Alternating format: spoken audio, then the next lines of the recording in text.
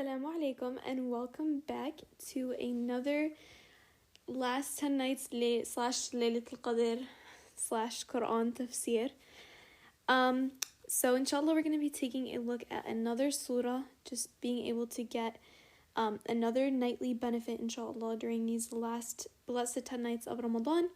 Looking at surah from Juz al-Amma, so the small surah that typically we tend to read during our salawat, just so that when we leave the month of Ramadan, inshallah, we have a better connection to the Quran, to Salah. We're actually we're able to leave the month of Ramadan better than when we came into it. So we're going to be looking at Surah Al Teen. So Surah Al Teen is a Makki surah. So like we said last time, all the surah in the Quran are broken up into two kinds of surah. So they're either Makki or Madani.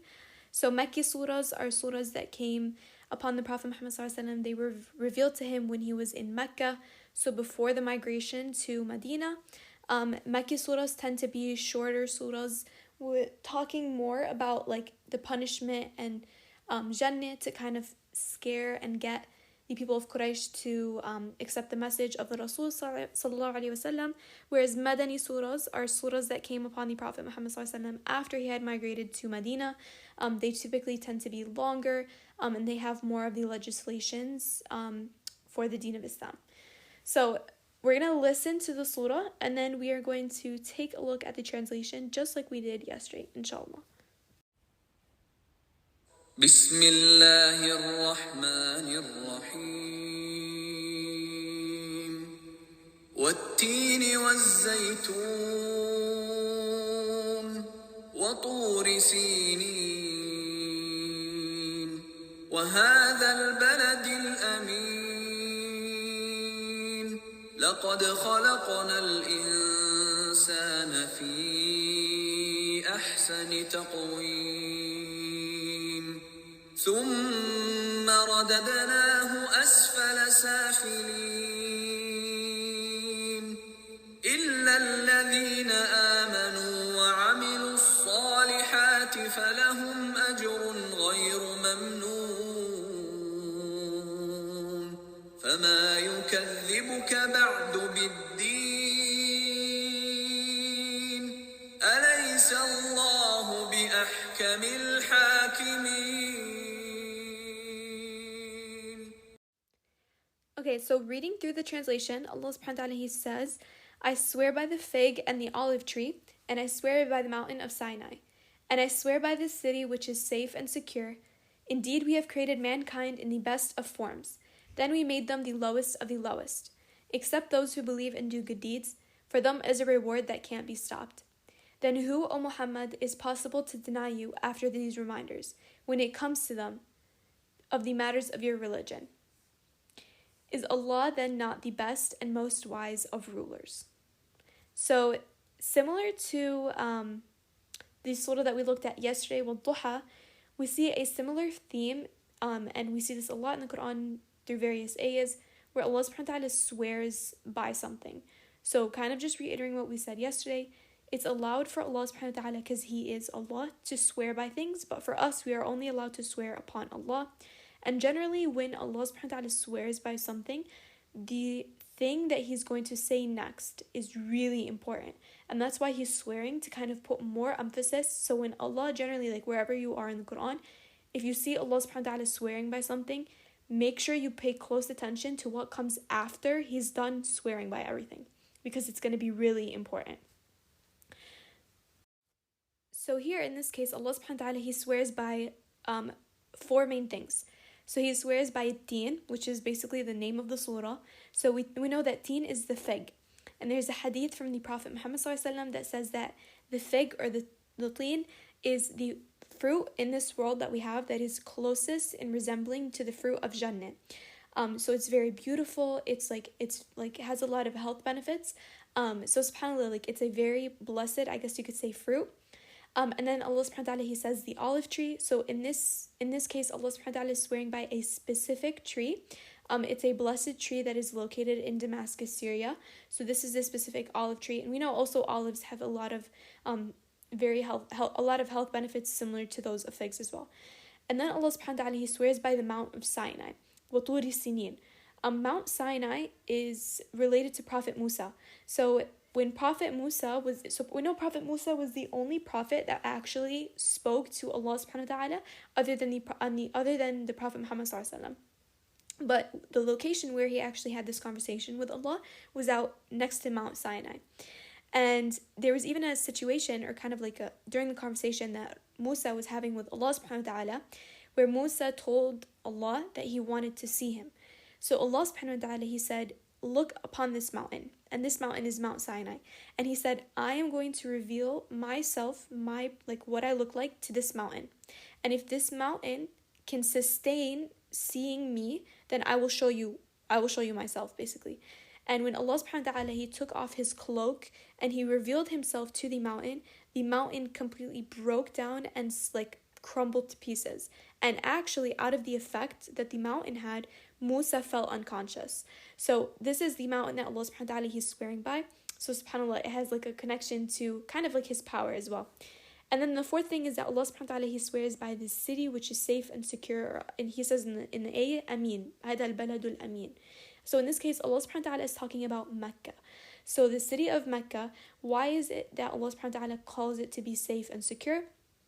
Two reasons. So the first thing is that Allah subhanahu wa ta'ala has commanded for the city of Mecca to be a safe city. So we're not allowed to kill, we're not allowed to do war, we're not allowed to do crime anywhere outside of Mecca, but specifically in Mecca, it is a place on the earth that is muharram. So there's things in there that are normal, normally are halal, but in Mecca become haram. So for example, we said killing or war, you're not allowed to fight in war next to Mecca. So all of that stuff. So that's why Allah subhanahu wa ta'ala said safe and secure. So it's safe from any war. The second reason is because when Dajjal comes upon this earth, he will literally not be able to physically enter into the city of Mecca. So Allah subhanahu wa ta'ala has guarded it, kept it safe and secure from the influence of Dajjal, because there will actually be angels who will block Dajjal from entering into Mecca. So angels will kind of take up guard for the city of Mecca when Dajjal kind of comes out. So now that we know what Allah subhanahu wa ta'ala swore by, we're going to look at what did Allah subhanahu wa ta'ala say after he swore. Because like we said, when Allah subhanahu wa ta'ala swears, the thing that comes next is super important. So Allah subhanahu wa ta'ala, he says, indeed we created mankind in the best of forms, then we made them the lowest of the lowest. Asfala safilin. So taking a look at the first part, Allah subhanahu wa ta'ala, he says, indeed we have created mankind in the best of forms. So Allah subhanahu wa ta'ala literally here is telling us that he created mankind as in human to be the best. So the way that we are created, with our bodies, everything is best, it is the most beautiful, it is the most perfect. Even the jinn, we as humans, our form and how our body is and everything is even better. So this is literally an ayah of Allah subhanahu wa ta'ala telling us that every single person is beautiful because Allah subhanahu wa ta'ala created them, and because Allah subhanahu wa ta'ala is telling you that we created every single person in the best way. So your nose isn't too big, your eyes aren't too small, nothing about you physically is imperfect. Even though we a lot of us might hate different parts of your body, or you're oh, this looks ugly, or you might see someone, oh, this person's so ugly. No, this is literally an evidence that Allah subhanahu wa ta'ala is telling us every single person is beautiful, is handsome, but beauty is in the eyes of the beholder. But just because you don't find someone to be beautiful, you can't say that they are not beautiful. And there was even a story of a man during the times of, I think it was after the companions, who basically, he kind of got sick of his wife, and he told her that she's divorced if she's not as beautiful as the moon. And he thought no one's as beautiful as the moon. So he thought, khalas, she's divorced. So a lot of the scholars said that since he said talaq, he told her she's divorced, she's actually divorced. But there was one imam who actually said that Allah subhanahu wa ta'ala, and he used this ayah as an evidence that Allah subhanahu wa ta'ala said that he created mankind in the best form. We as humans are beyond all the other creations. And so when he used this ayah actually as an evidence to say that no, she's even more beautiful than the moon and she's not divorced. So that just kind of shows you. And subhanAllah, Allah subhanahu wa ta'ala, he says in the Quran in this ayah, fi ahsani taqween. Ahsan, it comes kind of from the root word ihsan. And we know ihsan is to perfect your deen, to reach that highest level of iman.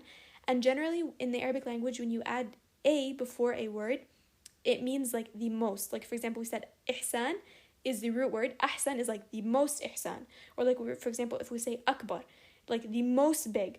Ajmal, the most beautiful. A'la, the most high. So when you add this a, it kind of puts emphasis to be the top, like nothing is above it. Then the next ayah, Allah subhanahu wa ta'ala says, then we made them the lowest of the lowest. Asfala safilin. So we made them to be the best, and then we made them to be the lowest of the lowest. So there's two translations, two opinions to what this ayah means.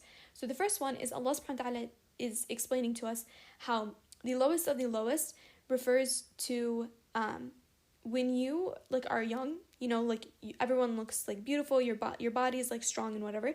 When you get older, your body starts to wrinkle, you start to get more fragile, you're losing all of your like proteins in your body and stuff like that. That is the lowest of the lowest. So basically this kind of deterioration of your body.